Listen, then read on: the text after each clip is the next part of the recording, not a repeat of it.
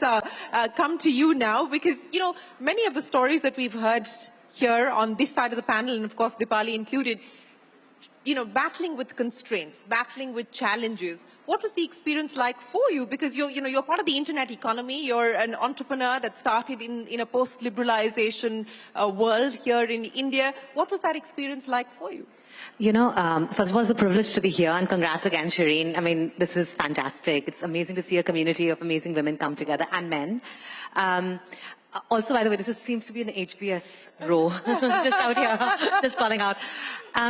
You know, Shireen, I think I've always, I didn't realize it when I was growing up because my mother was a very, very strong role model for us. And she's always been a very, like, sort of vibrant and a very ambitious woman. And I've seen my mother and father play a very equal partnership at home, right? So for me, it was never about even feeling like my gender was something to me. It didn't really even factor into how I live my life.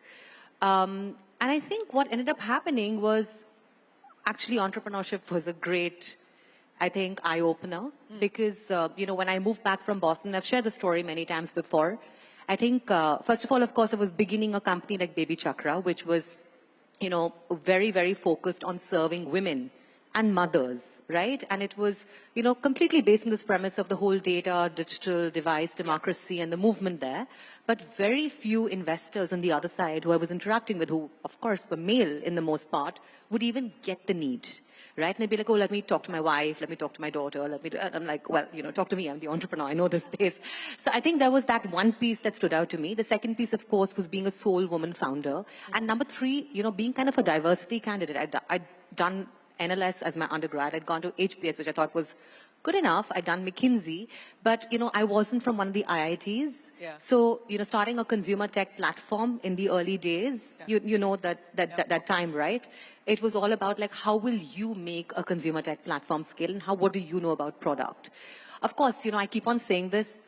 I think all entrepreneurs are irrational optimists, and nothing succeeds like success. And, you know, when we saw the traction come in, you know, more than 20 million mothers, 10,000 doctors on our platform, crazy levels of engagement, that's when people really started taking us seriously. So, you know, even recently, you know, and Shireen and all candid, I shared the news with you, right? I got elected on the governing body of the Tech Entrepreneurs Association of Mumbai, which, you know, represents the $50 billion Bombay tech entrepreneur ecosystem, right? How many women?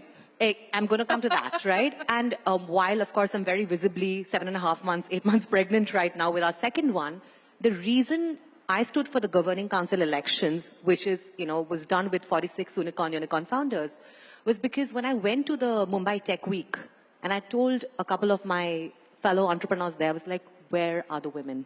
Yeah. We need more women. And, you know, today I'm so proud to say that the governing council of team actually has 2 women. There's Akanksha and there's me. And then there's, of course, Akrit and Harsh and a bunch of other folks, right? So I think every time as an entrepreneur, and especially as a woman entrepreneur, you have to push your way.